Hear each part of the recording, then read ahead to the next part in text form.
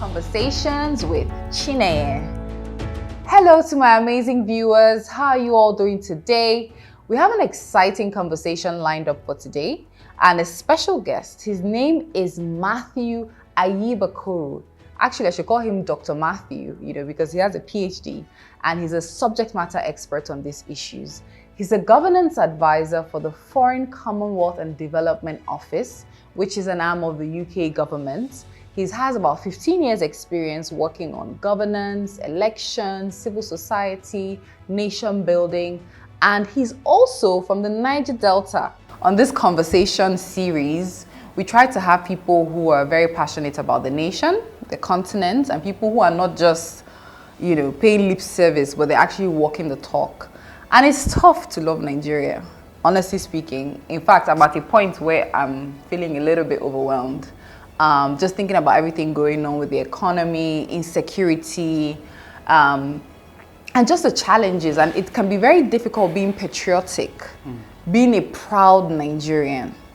And today I really want us to dive into the issue of identity, right? What does it mean to be a Nigerian? Who is a Nigerian? Because why I ask, it might seem very simple, but when certain things happen in the nation, like elections, when certain things, happen, it shakes us, and you now realize that there are these fault lines that people are actually having an identity crisis. So what are some of your views on that? Yeah, I think a good place to start would be to say that when you start growing, maturing as a person, most of us are not self-conscious about who we are. Yeah. And you have to ask yourself, how do you see yourself? How do you define yourself?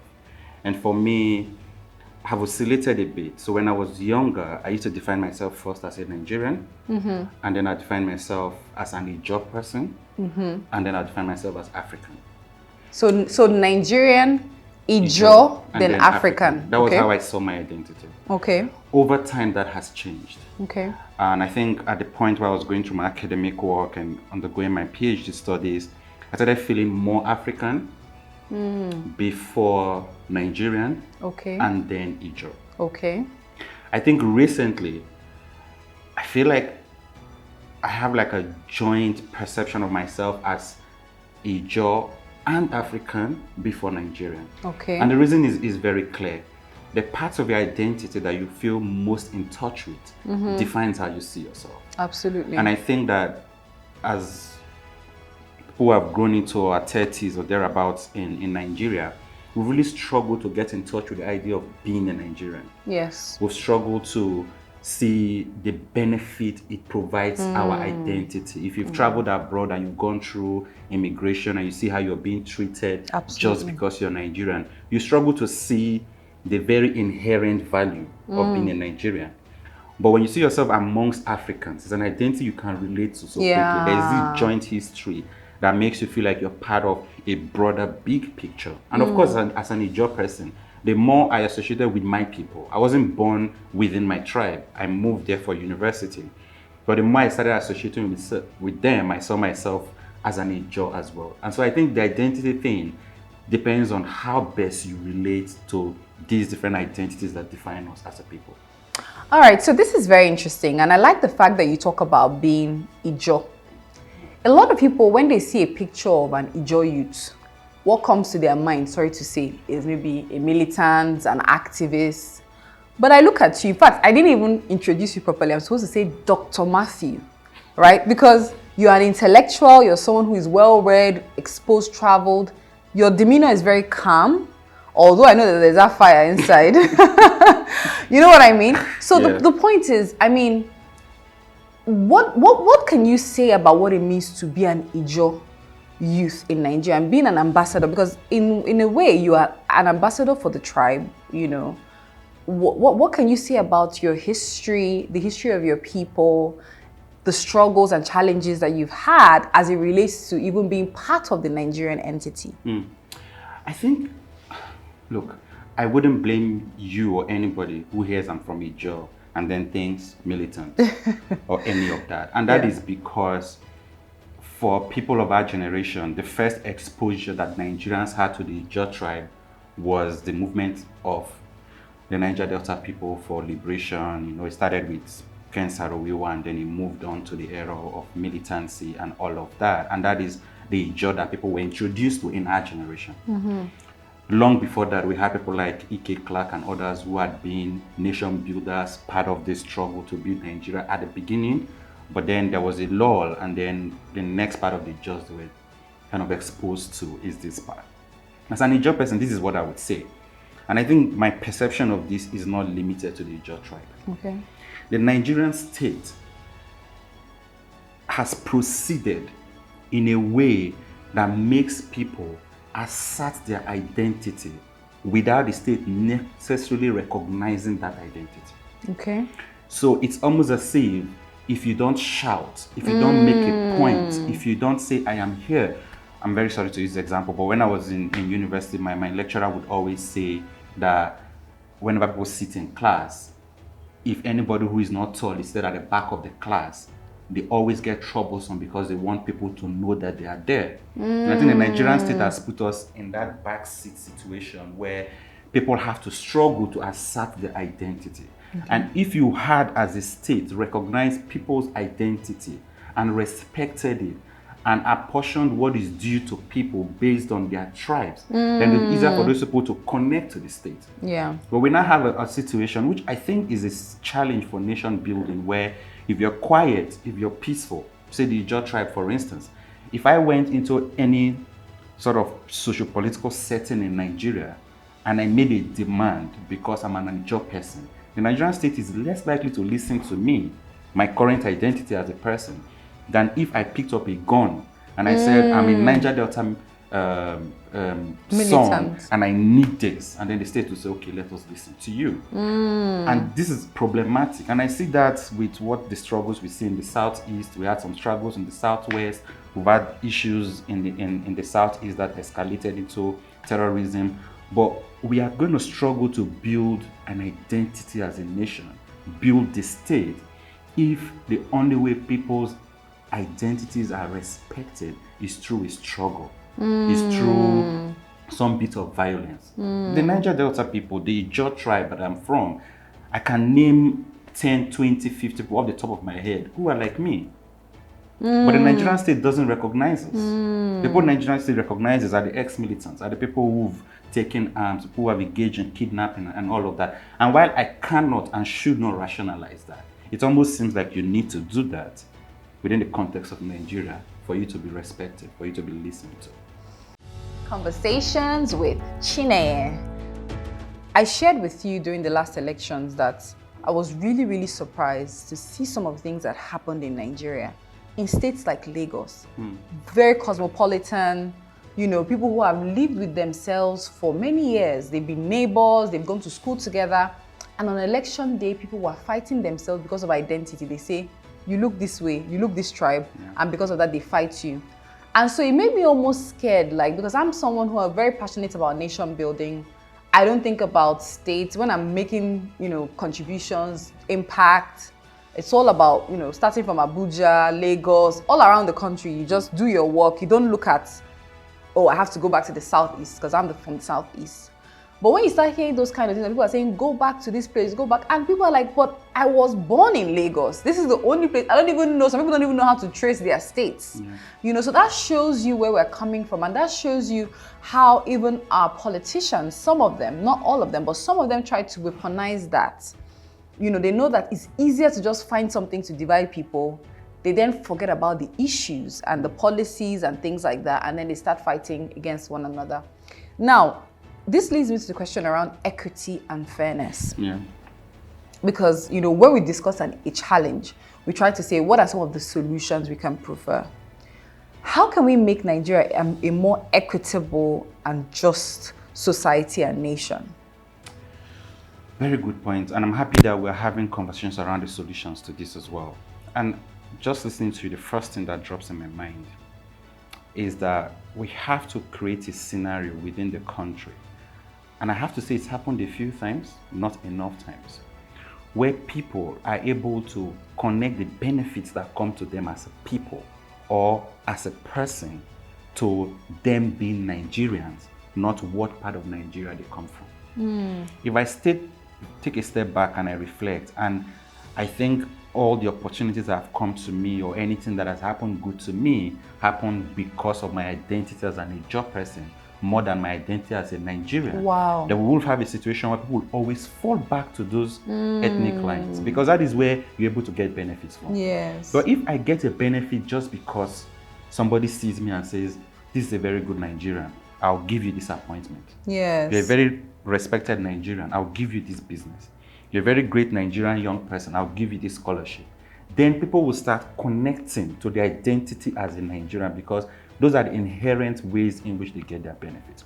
But we have a situation where the only time you get a benefit is because somebody in power who is from the southeast says, this lady is from the southeast, I'll give you this benefit. Or somebody sees me and say, well, you're my brother from the Niger Delta, take this benefit. If that is the state we have, then we find a situation where very often than not, we're going to be building individual nations within the country that people can relate to rather than the overall benefit. So we need a system that is built on merit, and a merit connected with a Nigerian identity. We have a very funny situation with the federal character provisions in our constitution. The federal character provisions were built in to provide formal equity. There is a lot of informal, discretionary beneficiary things that you can get from the state that is not built to formal systems. What we find in Nigeria is we tick the boxes of the formality, and then everything else, the semi-formal, the informal, the less structured opportunities people get in society are then built around ethnicity. I think we need to turn it around. Yeah. We should not let people or anybody in the Nigerian states be able to benefit just because of where they are from, but because of their Nigerian identity. And so just to simplify this, because you've talked about something very profound, this means that things like, for me, practical things take away state of origin. Practical things like, if you stay in a state for 10 years, you become a resident of the state. If you're born in a state, it's a no-brainer. You should be able to run for office in the state that you're born in. If you come into an organization, it shouldn't just be about where you're from, it should be about merits. When you talk about merit-based, so you see a lot of people get promotions, and even we talk about the civil service and the failures of the civil service. People get in there with passion, with motivation, they want to do something, but then they realize that, oh, this person from this tribe is getting promoted, and maybe the person in charge at the time, or the head of state or whatever, is from that tribe. So it seems like certain people are moving faster, and then you, maybe with your great ideas or whatever, you're being put aside. And it's almost like there's this turn by turn mentality. When someone comes in, okay, it's our turn now, then everybody there is this thing. And someone like me now, who I really believe in the whole concept of one Nigeria, I joined some Twitter spaces and people would ridicule me and be like, you're just living in fallacy. It doesn't exist. There's no such thing as one Nigeria.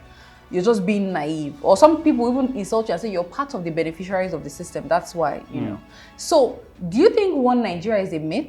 Do you think it's just wishful thinking? Do you think there's such a thing as one Nigeria? This is a very good question. I think it would be so easy for me to say there is something called one Nigeria, because we are a country. Yeah. And I'm not one of those who continue the line of blaming our colonial masters for putting us together. It's been 60-something years. A lot of countries who were put together by colonialism have found ways of making the best out of the geographical space that was created for them as a country. And it's high time we start doing the same. And in some ways we do the same. Do I think currently we run a country where the one Nigeria ideal and idea, to be honest, is working? I don't think so. Do I think we can achieve it? Yes, we can. But it's going to be a gradual process, and we also need to be patient, right? People always throw out these statistics like jokes, but we're a country where if you break down languages, we're speaking close to 200 languages. Yeah. If you break down tribes, we're close to 100 and something tribes broken down. And you cannot expect that you can get all these people together and nursery school students to stand in line. People will make rational decisions in terms of what benefits them or otherwise. How do we get to that point where people actually feel the concept of one Nigeria? There are a lot of theories around nation building. No need to go into to those issues. At the core of it, you need to create a state where people understand the clarity of purpose of that state. There needs to be to say, as a country, this is where we are driving at. When you envision that everybody can connect to it, you need to create a state where people get benefits of being part of the state. We need to understand that if you go back to the Webster theories of how state creation was done, it was because people thought that our collective will provide us more benefits than our individualism. So if people come together within that collective and it's not providing them more benefits than their individual identities, then they will just fall apart. We are rational human beings. We will fall apart. So we need to create more benefits for that central coming together as a people, more than the benefits people get when they break out. I'll give you one very funny example. I'm a Nigerian person, so let me give a practical example. When Goodluck Jonathan was president of this country, he was somebody who made appointments without clear preference for his tribe. And so he gave some of the most sensitive appointments to people from the north of Nigeria, people from the south of Nigeria, people from other places in the east of Nigeria. Whatever his motivations were, I can't tell because motivations are internal. But if we went back now to the Ijaw part of Nigeria, most people think he was really stupid. Wow. That when he had the opportunity to benefit his people, he did not do it. He spread it around. And then the leaders have come after him, have almost reinforced this feeling that when it's your time, you benefit your people more than the general. And so we can do all we can as a people. We can make these calls, make the advocacy, but we need leaders who actually do not speak nationhood, but do it. When we see somebody from, say, the north of Nigeria as president, and he chooses a chief of staff or a secretary of state government from the south, or a president from the south choosing somebody in the most sensitive position within his kitchen cabinet from the north, when people see that, then they feel like, you know what, we are all part of this. Amazing. Unfortunately, we've seen leaders who haven't made those decisions yet, and that is some of the struggles we need to address in our nationhood. Conversations with Chinenye. Let's come to the issue of corruption in Nigeria. Yeah. And I want to tie this to what I talked about, justice and equity. Because we talked about the fact that people do things, they take up arms, they kill, they maim, they steal, they kidnap. They do all sorts of things. School children were kidnapped recently. Just so many atrocities, and it seems like people get away with it. Yeah. Recently, the people were released. Thankfully, the ones in Kaduna were released, but there's so many people who end up having to part with hundreds of millions of naira when they are kidnapped. In fact, someone I know recently got kidnapped in a highbrow area in Abuja. So my question is, when things go wrong, when people commit offenses, and then tying into the issue of corruption, when people are caught for corruption in Nigeria, it seems like they get away with it, or a majority of them. Yeah. Some might be, brought to book.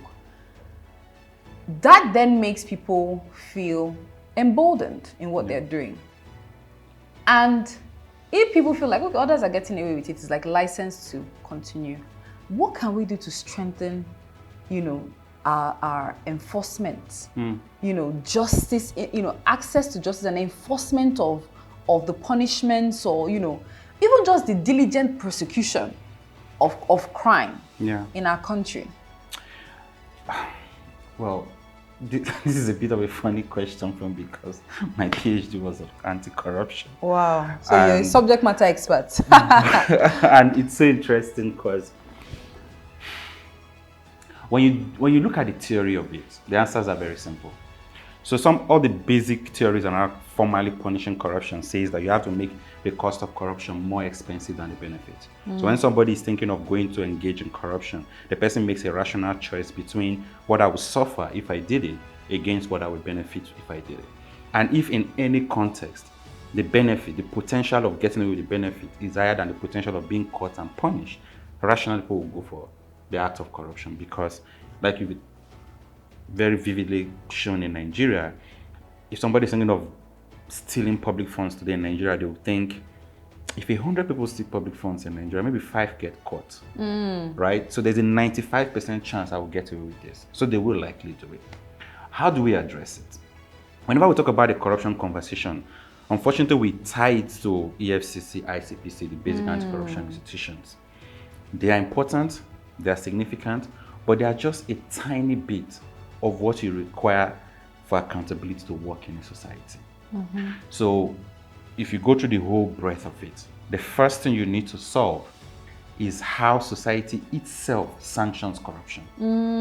The citizens. The citizens themselves. Absolutely. So we are in a society where, again, we're talking about nation building and identity, where if somebody that is not from my tribe steals money, get his head. Yeah. He has stolen from our public funds, we need to punish him. If somebody from my tribe steals the money, the voices are low, they are less. And people say, you know what, other people are doing it too. You know, when the other person from Eastern Nigeria did it, people did not out him. Why should we from the north out him? And we start seeing this conversation. We are a society that is accepting of corrupt behavior. And so when we do expect that anti-corruption institutions that are made up of society members, these institutions are not imported. The FCC, ICPC staff are Nigerians. Who, when they take up a case to go and prosecute somebody from their village, their king, you know, or their senator, or their governor will call and say, this is our person, you are betraying that person. It makes it really difficult for them to be effective and efficient as well. How do you bridge this gap? Which is why we say this over and over, and you will know this because you do a lot of work around this. The bridging gap is civil society. Absolutely. Because those are the apolitical, the non-ethnic, the non-regional thinkers in the space. And they're the ones who have to hold accountability both horizontally and vertically. So while they are saying the politician who is corrupt should be prosecuted, they're also going to say, EFCC, you that is prosecuting agency, make sure you do it diligently. No democracies will thrive without a civil society that is really active, that is bent, but that is also consistent. Because the challenge, I mean, I haven't worked in this space for the time I have, the challenge I see with our civil society, which there are a number of reasons why this is happening. There's donor funding that affects it, but the challenge we have a lot is civil society almost engaging in advocacy like the media. So these big events happen, everybody calls press conferences, engages, and then Nigeria is a big country, very dramatic country for that matter. You know, if you're thinking about a soap opera, Nigeria will be one of the best, right? So 2 weeks later, something else happens. There's a new buzz. Everybody just moves. Civil society cannot afford to move that way. And I think we should try to get the FCC, ICPC, the police, all of them to act better. But I think at the core of it, we only get accountability where we have a free, independent, consistent civil society that holds everybody in the chain of nationhood to account for their actions. Absolutely. Thank you so much for that. Conversations with Chinenye.